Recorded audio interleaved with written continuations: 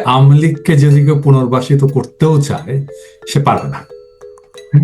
আওয়ামী লীগ এতটাই পচে গেছে যে এটাকে আর কোনোভাবে এটা পুনর্বাসন যোগ্য না। মানে আমরা চাই বা না চাই, কেউ যদি প্রচন্ড চেষ্টা করে, ইন্ডিয়াও যদি প্রচন্ড চেষ্টা করে, আওয়ামী লীগকে সে আর কখনোই বাংলাদেশে এস্টাবলিশ করতে পারবে না। আমি বাংলাদেশের ফ্যাসিস্ট হঠাৎ আমি ইয়ে করব। আমরা যদি সোসাইটিকে ডিভাইডেড রাখি, যেটা আওয়ামী লীগ করে গেছে, তাহলে আমরা দেশটাকে রাখতে পারবো না, সার্বভৌমত্বকে রাখতে পারবো না। হ্যাঁ, দেশটাকে কেড়ে কেড়ে নেবে, বিভিন্ন জায়গা কেটে কেটে কেটে কেটে বিভিন্ন জন নিয়ে নেবে। হ্যাঁ, তো আমাদের দেশের সার্বভৌমত্ব রাখার জন্য আমাদের রিকনসিলিয়েশনের প্রসেসে যেতে হবে। এখন একটা এমন অবস্থা হয়ে গেছে যে আওয়ামী লীগের সাথে সামান্যতম সম্পর্ক আছে এরকম লোককেই সোসাইটি থেকে বের করে দিতে হবে, তাকে কোনো ইয়ে করা। এটা যদি করতে যাই, তাহলে এই প্রতিশোধের যে শৃঙ্খল, এটা কখনো থামবে না। এই চক্রটা একের পর এক চলতে থাকবে। এই প্রতিশোধ আবার সবসময় মাথায় রাখতে হবে, আজকে যে নিপীড়িত সে এক সময় ক্ষমতাবান হবেই। হ্যাঁ, আপনি যদি কাউকে নিপীড়ন করেন, সে এক সময় ক্ষমতাবান হবেই হবেই হবেই। এটাকে কেউ ঠেকাই রাখতে পারবে না। এই যে ফিলিস্তিনিদেরকে যে নিপীড়ন করে রাখছে, ওরা এক সময় ক্ষমতাবান হবে। হ্যাঁ, তো তাহলে তখন কি হবে? আমরা কি এই চক্রের মধ্যে পড়বো? আমাদের প্রজন্মের পর প্রজন্ম ধরে এই রক্তপাত, এটার মধ্যে চলবে না। এটাকে একটা জায়গায় স্টপ করতে হবে এবং একটা জেনারেশনকে স্যাক্রিফাইস করতে হবে, সেটা আমাদের জেনারেশনকেই হতে হবে। তো তাহলে কি, মানে আমার উপরে তো অবিচার হয়েছে, মানে আমি পার্সোনালি তো আমি নিগৃহীত, সাফায়েত নিগৃহীত, তাই না? সাফায়েত তো তুমি তো এটা হয়েছো, তাহলে চাকরি গেছে। আমরা তো কম, মানুষজনের জীবন চলে গেছে, গুম করছে, ক্রসফায়ার করছে, সম্পত্তি নিয়ে গেছে, বাসা ভেঙে ফেলছে, বাসার ছাদের থেকে ফেলে মেরে ফেলছে, হ্যাঁ, পায়ে গুলি করছে, পঙ্গু করে দিছে, তাই না? সম্পদ নিয়ে গেছে, আরো কত, আমি বিশ্রী আর এগুলো বললাম না, আর কত কিছু করছে। তাহলে আমরা কি এটাকে ছেড়ে দেবো? ভোট দেওয়ার জন্য ধর্ষণ পর্যন্ত করছে। এক্স্যাক্টলি, আমরা কি এটাকে ছেড়ে দেবো? না। তাহলে প্রথম স্টেপটা কি? প্রথম স্টেপটা হচ্ছে আমাদেরকে ক্রাইম গুলোকে আলাদা করতে হবে। একটা হচ্ছে ক্রিমিনাল অফেন্স, আর একটা হচ্ছে পলিটিক্যাল অফেন্স। হ্যাঁ, ধরেন একটা লোক আওয়ামী লীগকে সাপোর্ট করছে, তো তাহলে আওয়ামী লীগের এই রেজিমে যে পলিটিক্যাল যে অ্যাট্রোসিটিস, যে নিপীড়ন, যে ফ্যাসিস্ট শাসন ব্যবস্থা, যে গোলাগুলি, যে খুন করা, খুন খারাপি, গণহত্যা। Number 2, political and criminal offence দুইটা একসাথে। ধরেন যেটা হাসিনা, হ্যাঁ, হাসিনা গণহত্যার নির্দেশদাতা, হ্যাঁ, সে এতগুলো প্রাণ হত্যার নির্দেশদাতা। তাহলে হাসিনার কি হবে? হাসিনারও শাস্তি হবে, হাসিনাকে আমরা ট্রায়াল করব। কিন্তু এই যে ধরেন ছোট ছোট ছোট ছোট হাসিনা আছে, বিভিন্ন জায়গায় ইয়ে হয়ে আছে, তাদেরকে আমরা কি, যারা আওয়ামী লীগ করছে, যারা আমাদের সাথে তর্ক করছে, যারা আমাদের কিছুটা ক্ষতি করছে, হ্যাঁ, যারা আমাদের পিছনে লাগছে, এদেরকে কি করব? এখনো যারা লেগে আছে, এখনো যারা ফ্যাসিবাদের গুণ গায়, এখনো যারা লেগে আছে, যারা ফ্যাসিবাদের গুণ গায়, সেটাকেও আমরা এই কনসিডারেশনের মধ্যে আনবো। কিন্তু এই যে সোসাইটিতে এই লোকগুলো তো আমার পাশে থাকে, আমার পাশে একই জায়গায় দোকান করতে যায়, আমি একই জায়গায় কেনাকাটা করতে যাই, সকাল সন্ধ্যা দেখা হচ্ছে তার মুখে, হ্যাঁ, তা হয়তো সে একজন টিচার যে ফ্যাসিবাদের দোষর ছিল, তার কাছে আমার পড়তে যেতে হচ্ছে, হ্যাঁ, অথবা সে আমার ছাত্র, হ্যাঁ, আমি টিচার, সে ছাত্রলীগের ছেলে। তো এটা কিভাবে আমরা এই সোসাইটির মধ্যে আমরা এটাকে কিভাবে, এইটার জন্য এই যে রিকনসিলিয়েশনের প্রসেসটা হচ্ছে, আমরা বলি ট্রুথ অ্যান্ড রিকনসিলিয়েশন। সেটা হচ্ছে যে কোনো সোসাইটিতে একটা তো কমন জায়গা থাকে, তাই না? একটা কমিউনিটি থাকে যেখানে আমরা সবাই একসাথে হইতে পারি। ধরা যাক আমাদের বাংলাদেশে একটা খুবই সহজ একটা জায়গা আছে, যেটা হচ্ছে মসজিদ। আমরা মসজিদে একসাথে হই, শুক্রবার হলে আমরা সবাই মসজিদে যাই। তাহলে এই কমন প্লেসে আমরা ট্রুথ অ্যান্ড রিকনসিলিয়েশন করবো। এখানে যারা নিপীড়িত, নির্যাতিত, তারা তাদের গল্পটা বলবে সবার সামনে, সমাজের সামনে, এবং সেইখানে নিপীড়ককেও উপস্থিত থাকবে। তাকে শুনতে হবে তুমি কি করছো, তাকে পার্ট হইতে হবে, এই গল্প বলার পার্ট হইতে হবে, এবং সমাজকে স্বীকার করতে হবে যে হ্যাঁ, তুমি ভাই বেইনসাফির শিকার হয়েছো।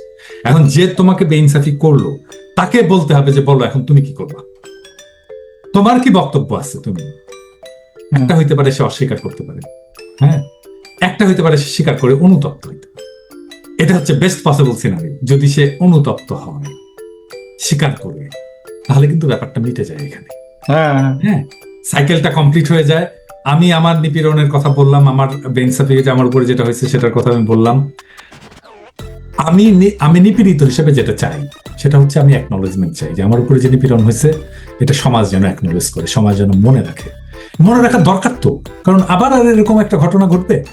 হ্যাঁ হ্যাঁ, এবং যে নিপীড়ন করলো সেই কনসিকুয়েন্সটা দেখলো যে আমার সমাজের সবার সামনে আমি নিপীড়ক হিসেবে চিহ্নিত হলাম, অপমানিত হলাম, আমার সমাজে আমার অবস্থানটা ছোট হয়ে গেল, এটা জানলো সে।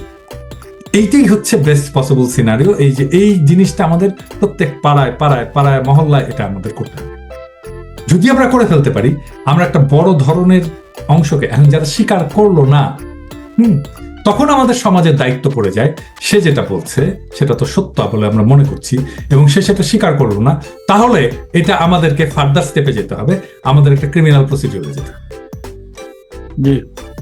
হ্যাঁ, এটা অনেকটা হতে আমরা বলি গ্রাম্য সালিশ হয় না? হ্যাঁ, গ্রাম্য সালিশের মতো, যে গ্রামের সালিশে যদি এটা মিটে যায়, হ্যাঁ, তাহলে রিকনসিলিয়েশনটা দ্রুত হয়, আমরা অনেক সমস্যাকে একবারে সমাধান করেছি।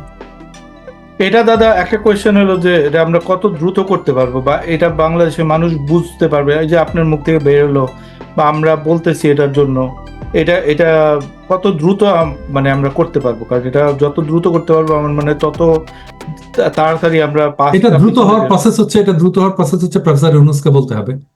ট্রুথ অ্যান্ড রিকনসিলিয়েশনের প্রসেস, একটা national truth and reconciliation committee থাকবে যারা এটাকে কোঅর্ডিনেট করবে। এটা যদি সরকার থেকে উদ্যোগ নেওয়া হয়, একটা পলিসি তৈরি করে দেওয়া হয়, তাহলে এটা দ্রুত তো ছড়ায় যেতে সময় লাগবে। আচ্ছা আচ্ছা আচ্ছা। কিন্তু সমাজকে যদি করতে হয় তাহলে এটা তো সময় লাগবে। সমাজে আমাদের কারোই এরকম অথরিটি নাই যে আমরা অথরিটি নিয়ে বলবো সমাজে বিভিন্ন জায়গায় এটা ঘটতে থাকবে, এটা তো আমাদের কারোই এরকম নাই, তাই না? তো প্রফেসর ইউনূস রাজনৈতিক দলগুলোকে সম্পৃক্ত করে এই প্রসেসটা শুরু করে দিতে পারে, একটা ট্রুথ অ্যান্ড রিকনসিলিয়েশন কমিটি করে প্রসেসটা কিভাবে হবে, কোথায় বসবে তারা, কারা থাকবে ওই জায়গায়, হ্যাঁ, এবং এখানে যদি সেটেল হয় তাহলে সেই সেটেলমেন্টের একটা মিনিটস পাঠাবে এই কমিটিতে, আর যদি সেটেল না হয় তাহলে ফার্দার প্রসেসের জন্য এটা কমিটিতে পাঠাবে, তারা ফার্দার প্রসেস করবে। আচ্ছা আচ্ছা, ঠিক আছে দাদা, খুবই সুন্দর বলছেন। এটা আমাদের এই শোর একটা হাইলাইট আর কি। শাফায়াত, তুমি কি কিছু কোয়েশ্চেন করবা? এখন একটা কথা খুব আমি বলবো যে বাজারে চালু আছে, যে একটা ঠিক কথা বলতে কি, যে প্রশ্ন যে আওয়ামী লীগকে কি আবার আসতে দেয়া হবে কি হবে না, মানে এখানে জিনিসটা হচ্ছে গিয়ে যে তাদেরকে কি রিহ্যাবিলিটেট করার সুযোগটা দেয়া হবে কি হবে না, বা তাদেরকে আবার রাজনীতি করার, যেমন এখন উপদেষ্টারাও বলেছেন যে না, আগে কোনো রকমের বিচার না করা পর্যন্ত তাদেরকে ফিরে আসার সুযোগ দেয়া হবে না। তো মানে এই ক্ষেত্রে এখন মানে অ্যাপ্রোচ, এখন যেমন আমি যাদের সাথে আমার কথাবার্তা হয়, আমি কয়েক ধরনের অ্যাপ্রোচ শুনি, যে একটা হচ্ছে গিয়ে না, তাদেরকে একদম সম্পূর্ণ মানে একদম নিষিদ্ধ করে দিতে হবে। আরেকটা হচ্ছে গিয়ে যেটা মানে আরেকটা এরকম মানে স্কুল অফ থট যদি বলি, যে এরকম একটা কথাবার্তা আছে যে না, তাদেরকে এমন একটা পরিস্থিতিতে রাখতে হবে যে বাংলাদেশে যেরকম মুসলিম লীগ আস্তে আস্তে ক্ষয় হতে হতে হতে হতে যে একদম মানে নিশ্চিহ্ন হয়ে গেছে অনেকটা, যে তাদেরও যেন এরকম একটা পরিস্থিতি হয়। তো সেই ক্ষেত্রে, কারণ আমরা তো বলছি যে ঠিক আছে এখন আমাদের মত প্রকাশের স্বাধীনতা আছে, বা আমরা আবার ওপেন ফিল্ড ফর এভরিওয়ান, কিন্তু সেই ক্ষেত্রে মানে আমরা যদি অতীতের নজির যদি আমরা চিন্তা করি, যে ঠিক আছে হ্যাঁ, নাৎসি পার্টিকে তো জার্মানিতে ইয়ে করতে দেওয়া হয় না, কিন্তু আবার আমেরিকার মতো জায়গাতে যেখানে একদম ডেমোক্রেসি, এখানেও কিন্তু নিও নাৎসিদের তাদের পদচারণা আছে। তো সেই ক্ষেত্রে আসলে আমাদের মানে অ্যাপ্রোচটা আসলে কি হওয়া উচিত, যে ঠিক আছে একটা আফটার সার্টেন লেভেল তাদেরকে শাস্তি দেওয়ার পরে তাদেরকে কি আবার সুযোগটা দেওয়া উচিত, নাকি তারা একদমই যে তাদেরকে আমরা কোন রকম স্পেস দিব না, তাদের কোন রকম কথা বলার সুযোগ দিব না, যে তারা একদম নিশ্চিন্ত হয়ে যাক? মানে এখানে আমাদের আসলে মানে অ্যাপ্রোচটা কেমন? এটা একটা রাজনৈতিক দল হিসেবে আওয়ামী লীগ আর কি, মানে আমরা তো ইন্ডিভিজুয়াল লেভেলে ফ্যাসিবাদের কথা বললাম, মানে যারা ছোট ছোট যে কাজগুলো করছে, বাট রাজনৈতিক দল হিসেবে আওয়ামী লীগের কি হবে, এটা আই থিঙ্ক সাফায়েত এটাই জিজ্ঞেস করছে। মানে এখানে আমাদের মানে as a whole, as a nation, as a new nation, আমরা যদি এখন চিন্তা করি যে ওকে 5ই আগস্ট থেকে বাংলাদেশ 2.0, এইখান থেকে আসলে আমাদের অ্যাপ্রোচটা কেমন হওয়া উচিত টুয়ার্ডস আওয়ামী লীগ? প্রথম কথা হচ্ছে যে আওয়ামী লীগকে যদি কেউ পুনর্বাসিত করতেও চায় সে পারবে না। হ্যাঁ, আওয়ামী লীগ এতটাই পচে গেছে যে এটাকে আর কোনোভাবে এটা পুনর্বাসন যোগ্য না।